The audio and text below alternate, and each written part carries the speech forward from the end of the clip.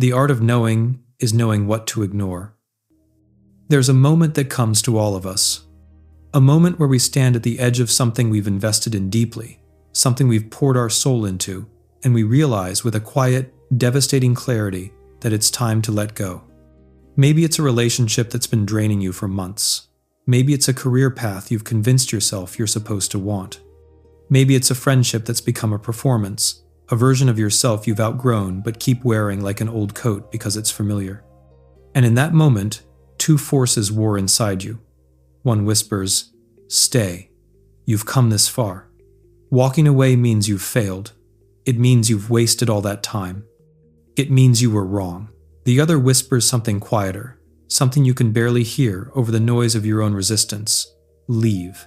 You already know this isn't serving you. You're just afraid of what comes next. Most people stay.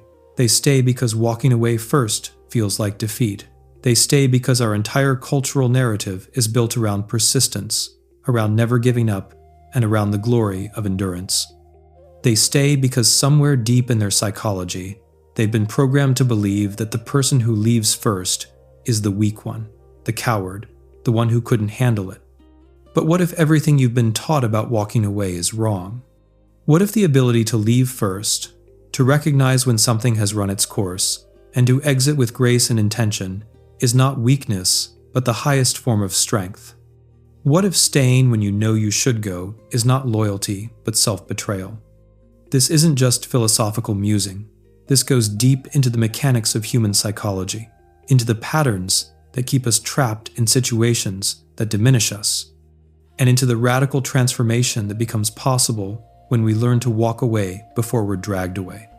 Let's start with a truth that's uncomfortable but necessary. Most of us are terrified of walking away first because we've confused endurance with value. We've been conditioned since childhood to believe that the longer we stay in something, the more it validates our worth. Think about it. In school, we're praised for sitting still, for enduring boredom, and for not giving up, even when the subject matter means nothing to us. In relationships, we're told that true love means staying through everything, that leaving is selfish, and that commitment means never questioning whether you should still be there. In careers, we're celebrated for loyalty to companies that would replace us within a week, for grinding through misery, because that's what successful people do. This creates a psychological trap. We start measuring our value by our ability to endure, rather than by our ability to recognize what serves us and what doesn't. We become like the person who brags about how little sleep they got, as if exhaustion is an achievement. We wear our suffering like a badge of honor, proof that we're committed, that we're strong, that we're not quitters. But here's what no one tells you. Endurance for its own sake is just another form of self-destruction. It's rumination in action. You know that voice in your head that replays the same painful scenarios over and over? The one that dissects every conversation, every slight, every moment of discomfort, searching desperately for some answer that will make it all make sense? That's what staying in the wrong situation does to your entire life. It turns your existence into a mental loop, where you're constantly trying to solve a problem that has no solution except the one you're refusing to consider: leaving. The psychology of rumination reveals something crucial here. When your mind cannot stop replaying something that hurt you, when it keeps analyzing and dissecting and reliving the pain, it's because you haven't accepted what happened. You're still protesting reality. You're still saying, "But it shouldn't be this way," instead of seeing it for what it is. And staying in a situation that's wrong for you is the behavioral equivalent of rumination. You're replaying the same patterns, hoping for a different outcome, trapped in a cycle that can only end when you make a choice to stop participating in it. Let's talk about what happens in your brain when you stay too long. There's a phenomenon called the sunk cost fallacy, and it's one of the most powerful psychological traps we fall into. The sunk cost fallacy says that the more you've invested in something, the harder it becomes to walk away from it, even when all the evidence says you should. You've spent 3 years in a relationship that makes you feel small. You've invested 5 years in a career path that crushes your soul. You've maintained a friendship for a decade that's become one-sided and exhausting. And instead of evaluating whether these things still serve you now, in the present, your brain fixates on all that time, all that energy, and all those resources you've already spent. I can't leave now, it says. That would mean it was all for nothing. But here's the devastating truth. Staying doesn't make the past investment worth it. Staying just adds more time to the pile of time you'll eventually regret. Every day you remain in something that's wrong for you is another day you'll look back on and wish you'd left sooner. The sunk cost isn't recovered by sinking deeper. It's just the price you paid to learn what you now know. Walking away first means accepting that lesson without needing to pay more for it. It means saying, I learned what I needed to learn here. I grew in the ways I was meant to grow. And now this chapter is complete. It's not failure, it's wisdom. But there's something even deeper happening when you can't walk away. Something that goes beyond the sunk cost fallacy. It's about identity. About who you believe you are and what leaving would mean about that identity. If you see yourself as someone who keeps their commitments, walking away feels like proof that you're not who you thought you were. If you see yourself as someone who can make any relationship work, leaving feels like admitting you're not as capable as you believed.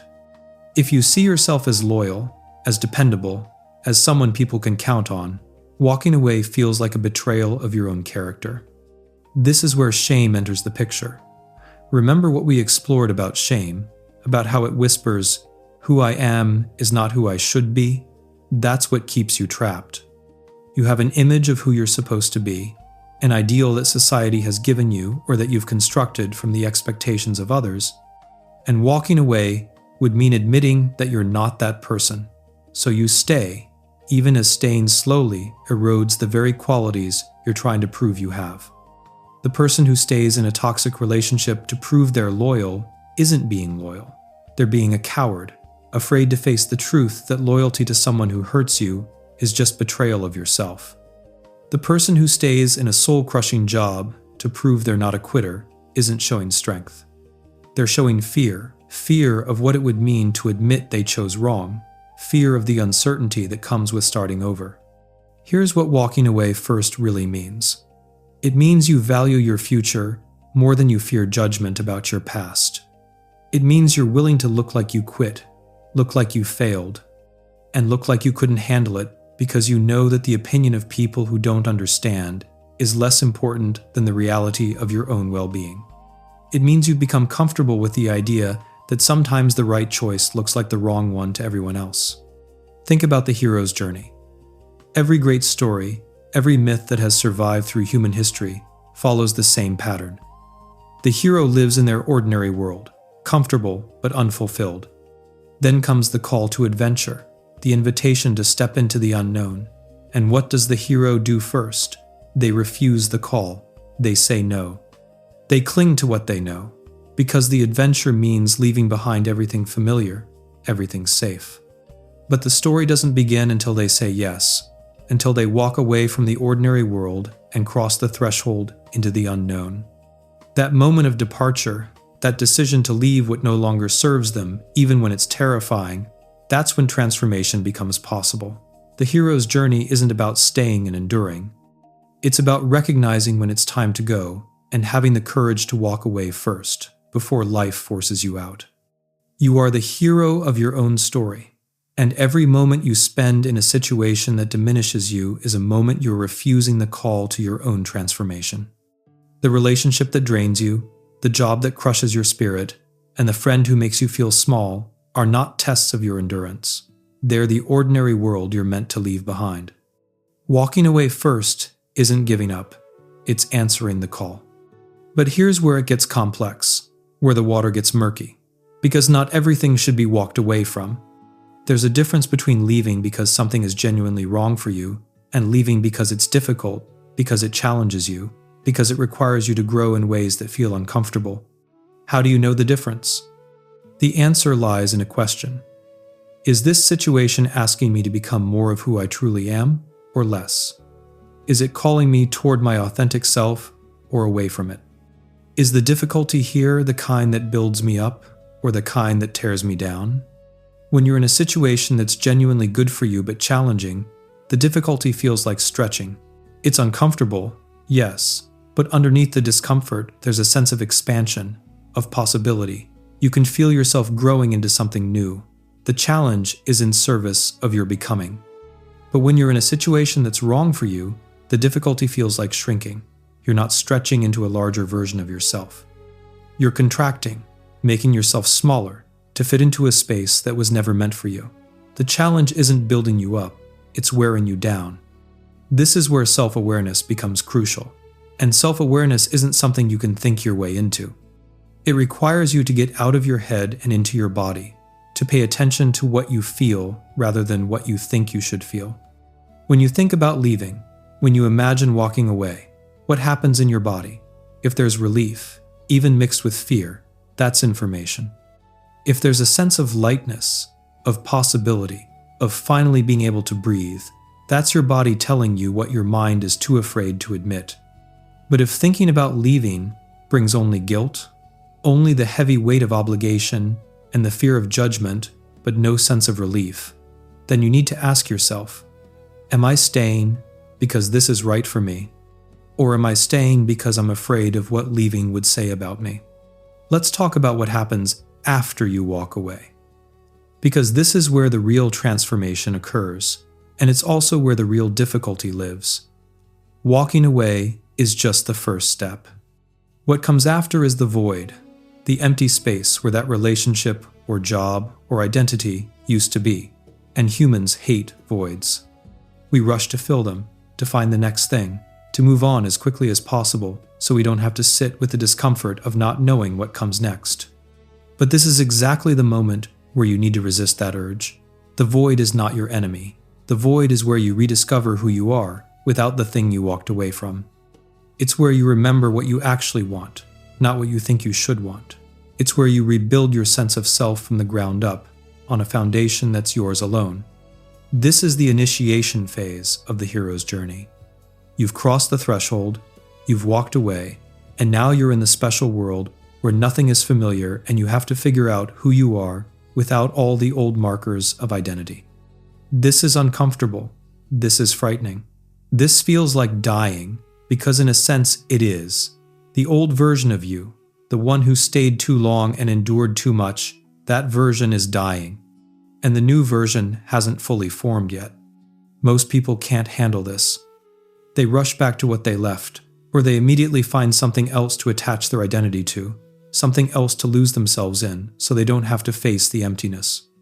But if you can sit with the void, if you can resist the urge to fill it immediately, something remarkable happens. You start to hear a voice you haven't heard in a long time, your own voice. Not the voice of what you should do, or what others expect, or what would make you look good. Your actual voice, the one that knows what you truly want, the one that's been whispering to you all along but you couldn't hear over the noise of trying to be who you thought you should be. This is where you start to become who you really are. Not who your family wanted you to be, not who your partner needed you to be, not who your job required you to be. Who you actually are, beneath all the layers of conditioning and expectation and fear. Nietzsche understood this. He talked about becoming who you are as the fundamental task of a meaningful life. Your conscience, he said, whispers, you shall become who you are, and the only way to become who you are is to stop being who you're not. To stop performing, stop pretending, and stop shrinking yourself to fit into spaces that were never meant for you. Walking away first is how you begin that process. It's how you shed the false self and make room for the true one. But here's the paradox, the thing that makes this so difficult. You have to walk away before you know who you'll be on the other side.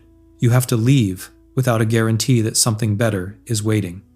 You have to step into the void with nothing but faith that you'll figure it out, that you'll become someone you can be proud of, that the person you are without all these attachments is someone worth being. This is terrifying. Every fiber of your being wants certainty, wants to know what comes next before you let go of what is. But transformation doesn't work that way. You can't become the butterfly while still clinging to being the caterpillar. You have to let the caterpillar dissolve completely into nothing before the butterfly can form. You have to walk away from what you know into what you don't know, trusting that the process will reshape you into something more aligned with who you truly are. Let's bring this back to the practical. to the actual moments where this matters. You're in a relationship that used to be good, but has slowly, imperceptibly become something else. Maybe there's no dramatic betrayal, no clear villain. It's just that you've grown in different directions, and staying together now means both of you becoming smaller versions of yourselves to fit into a partnership that no longer works. But neither of you wants to be the one to say it. Neither of you wants to be the one who gave up, who walked away first, who couldn't make it work. So you stay. You both stay. And every day you stay, the resentment grows. Every day you stay, you're postponing the inevitable, while paying the price of that postponement in the slow erosion of your vitality, your joy, and your sense of self. You're both waiting for the other person to be brave enough to walk away first, to take the blame, to be the bad guy. But what if walking away first, in this scenario, is actually the kindest thing you can do? What if by being brave enough to name what you both know but won't say, you're freeing both of you to find something better, something more aligned with who you've become? Walking away first isn't abandonment. It's honesty. It's respect. It's saying, I love you enough to not trap us both in something that's dying. Or maybe you're in a job that's eating your soul. It pays well. It looks good on paper. Everyone tells you how lucky you are. But every morning you wake up with a sense of dread. Every day feels like you're performing a role in a play you never auditioned for. And every evening you come home depleted, with nothing left for the things and people you actually care about. You keep thinking, I'll just stay one more year, just until I save enough, just until I figure out what I really want to do, just until the market is better. But one more year becomes 2. 2 becomes 5.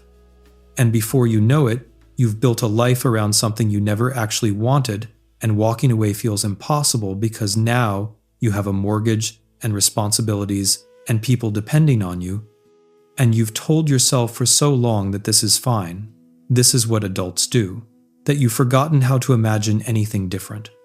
Walking away first in this context means admitting that all the reasons you're staying are just fear dressed up as responsibility. It means accepting that providing for your family by destroying yourself isn't actually providing for them at all. It means recognizing that your children are learning from watching you whether it's okay to sacrifice your soul for security, and that might be the most important lesson you ever teach them. Or maybe it's a friendship, one of those relationships that's been around so long it feels like family, but somewhere along the way, it stopped being reciprocal. You're always the one reaching out, always the one making plans, always the one showing up, and when you need them, they're nowhere to be found. But you keep trying, because that's what good friends do, right? You don't just throw away years of history over some hurt feelings.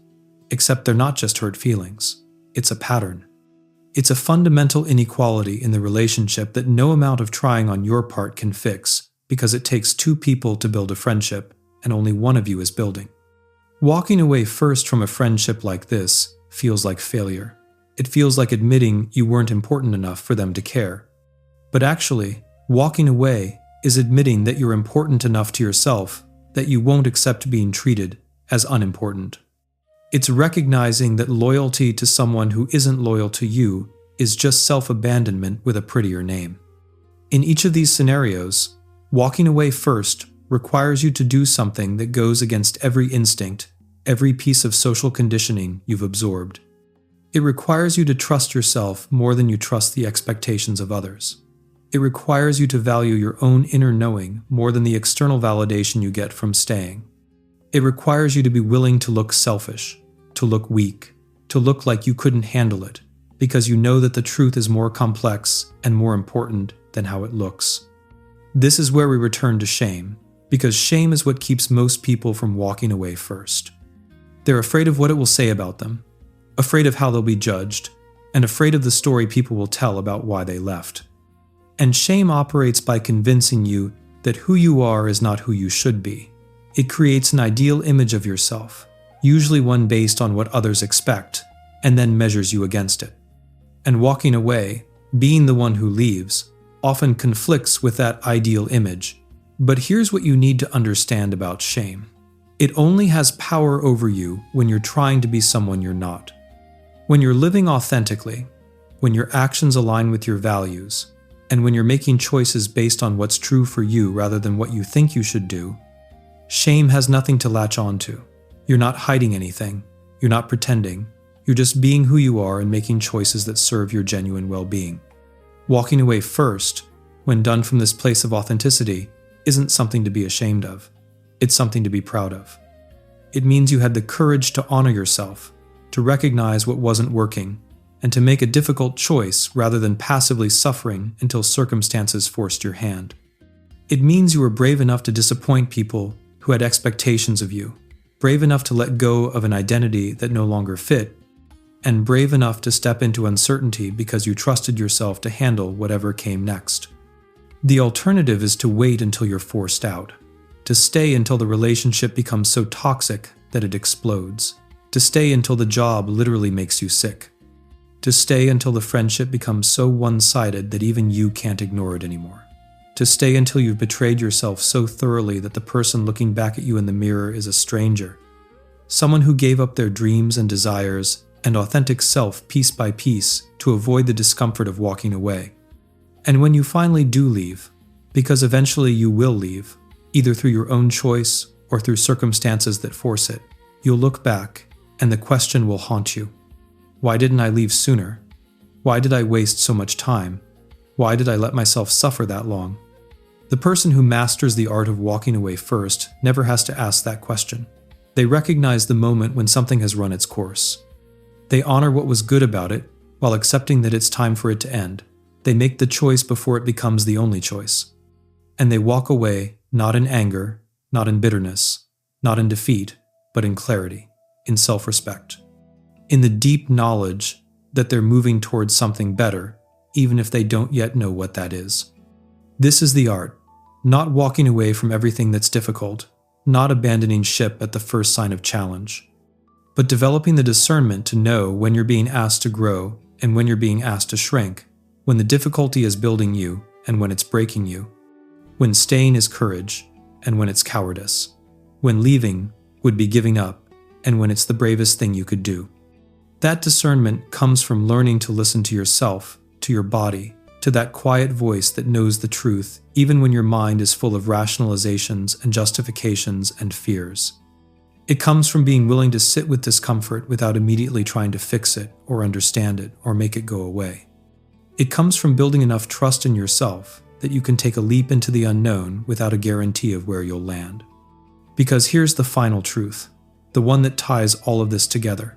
Walking away first isn't really about the thing you're walking away from. It's about who you become in the act of walking away. It's about proving to yourself that you can make hard choices, that you can prioritize your own well-being even when others disagree, and that you can let go of what no longer serves you even when letting go feels like tearing off a piece of yourself. Every time you walk away first from something that's wrong for you, you strengthen that muscle.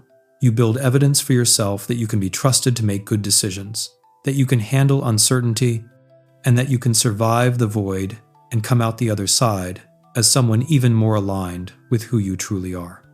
And that evidence, that trust in yourself, becomes the foundation for every choice you make going forward. You start to make decisions not from fear of judgment or fear of failure or fear of being alone, but from a place of deep inner knowing.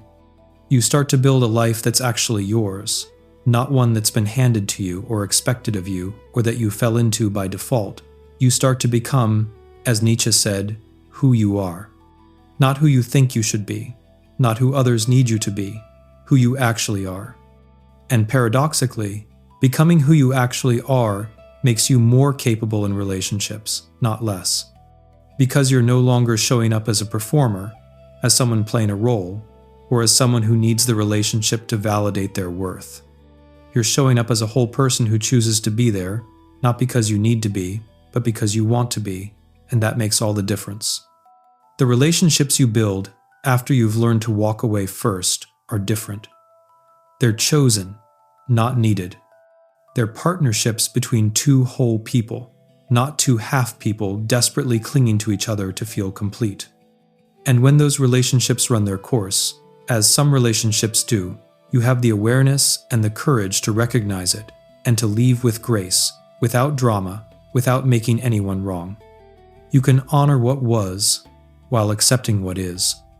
This is freedom, not freedom from relationships or commitments or responsibility, but freedom to choose them consciously, to stay when staying serves you, and to leave when leaving does.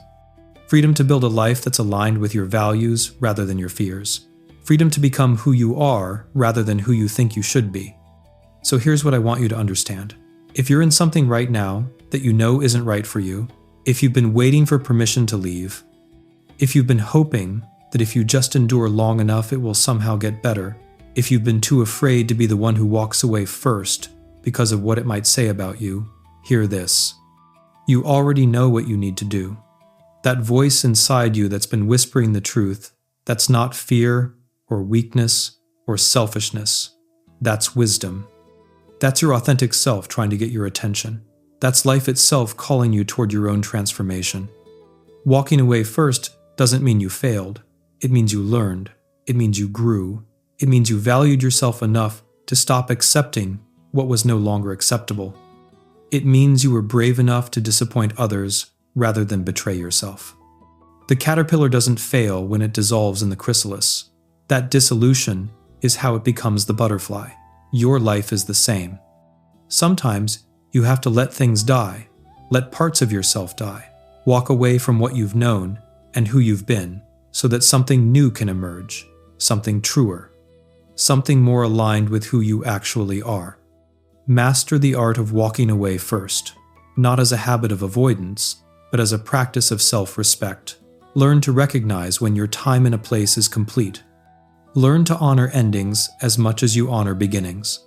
Learn to trust yourself enough to step into the unknown without a map, knowing that you'll figure it out because you always have.